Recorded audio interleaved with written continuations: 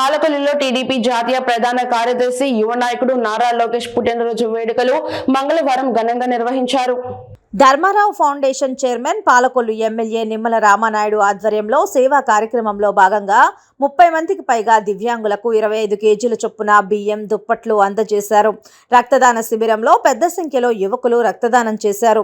రక్తదాన శిబిరాన్ని మాజీ ఎమ్మెల్సీ అంగర రామ్మోహన్ ప్రారంభించారు. కేక్ కట్ చేసి అందరికీ పంచారు. ఈ సందర్భంగా ఎమ్మెల్యే మీడియాతో మాట్లాడారు. సేవా కార్యక్రమంలో దివ్యాంగులకు 25 కేజీల చొప్పున బియ్యం, దుప్పట్లు అందజేత రక్తదాన శిబిరంలో పెద్ద సంఖ్యలో రక్తదానం చేసిన యువకులు నారా లోకేష్ యువగళం పాదయాత్రతో టీడీపీలో పెద్ద సంఖ్యలో చేరిన యువత నారా లోకేష్ టీడీపీ కార్యకర్తల సంక్షేమ నిధి ద్వారా ప్రమాదంలో మృతి చెందిన కుటుంబాలకు 2 లక్షల రూపాయల ఆర్థిక సహాయం అందజేస్తున్నారని నిమ్మల రామానాయుడు అన్నారు. నారా లోకేష్ బాబు గారు తాను ఏంటో నిరూపించుకోవాలనేటువంటి ఒక హార్డ్ వర్క్ తో ఒక సిన్సియర్ గా రాజకీయాల్లో పనిచేస్తూ అందరి ఆదరాభిమానాల్ని నేడు పొందినటువంటి వ్యక్తి నారా లోకేష్ బాబు గారు. ఆ రోజు కూడా నేను చాలా క్లియర్గా క్లోజ్గా ఆయన చూడడం జరిగింది. భారతదేశంలో ఏక జాతీయ పార్టీ, ఏ రాజకీయ పార్టీ అనేటువంటి విధంగా తెలుగుదేశం పార్టీ ఒక డిజిటల్ మెంబర్షిప్ని ఫస్ట్ టైం నారా లోకేష్ బాబు గారు తీసుకొచ్చి ఎవరైతే కార్యకర్తలు ఎవరైతే మరి ప్రమాదవశాత్తు చనిపోతే వాళ్ళ కుటుంబానికి 2 లక్షల రూపాయలు ప్రమాద బీమా సౌకర్యం ద ఫస్ట్ టైం ఇండియాలో రాజకీయ పార్టీ ప్రవేశపెట్టింది అంటే అది తెలుగుదేశం పార్టీ, అది కార్యకర్తల సంక్షేమ నిధి కన్వీనర్ గా మరి నారా లోకేష్ బాబు గారు తీసుకొచ్చినటువంటి.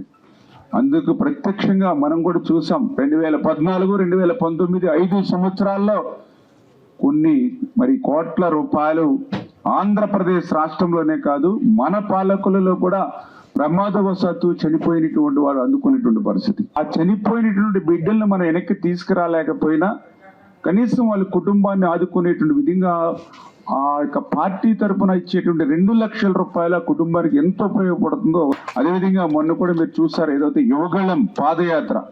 మరి యువగళం పాదయాత్రగా జనవరి 29న కుప్పంలో ప్రారంభించినటువంటి ఆయన యువగళం ప్రజాగళంగా ఎట్లా మారిందో మనందరం కూడా చూసినటువంటి పరిస్థితి. మరి నేను చూసినంత వరకు మరి ఫస్ట్ టైం అంటే యువత చాలా కాలం తర్వాత తెలుగుదేశం పార్టీలో మళ్ళీ రిక్రూట్మెంట్ అయ్యింది అంటే తెలుగుదేశం పార్టీ మన నారా లోకేష్ బాబు గారు. ఎందుకంటే ఆ రోజు మనం చూసాం 1982లో ఎన్టీ రామారావు గారు తెలుగుదేశం పార్టీ పెట్టినప్పుడు యూత్ ఎక్కువగా తెలుగుదేశం పార్టీలో జాయిన్ అవ్వడం జరిగింది.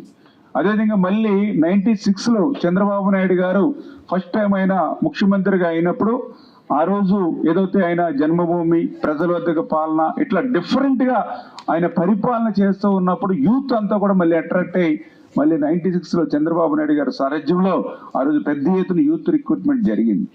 మళ్ళీ ఇప్పుడు 2023 మళ్ళీ పెద్ద ఎత్తున యూత్ మరి యువగళం పాదయాత్ర ద్వారా మళ్ళీ తెలుగుదేశం పార్టీ వైపు మరలింది అని అంటే ఆ రోజు ఎన్టీ రామారావు గారు, తర్వాత చంద్రబాబు నాయుడు గారు, ఇప్పుడు లోకేష్ గారు, అంటే ఇట్లా ప్రతి మరి దశాబ్దానికి మరి ఒక్కొక్క జనరేషన్ లో ఒక్కొక్క యూత్ రిక్రూట్ అవడం వల్ల మళ్ళీ వాళ్ళు 10-20 సంవత్సరాలు ఈ పార్టీని ఇప్పుడు కూడా ముందుకు తీసుకెళ్తూ ఉన్నారు. అటువంటి నారా లోకేష్ బాబు గారి మరి పుట్టినరోజు వేడుకలు ఈ సంవత్సరమే కాదు మరి మొదటి నుంచి కూడా మనం ప్రతి సంవత్సరం కూడా ధర్మారావు ఫౌండేషన్ ద్వారా సేవా కార్యక్రమాలు నిర్వహిస్తూ ఉన్నాం. అందులో భాగంగా ఈ రోజు ఇక్కడ ఈ కార్యక్రమాన్ని ఏర్పాటు చేశామని చెప్పి తెలియజేస్తున్నాం.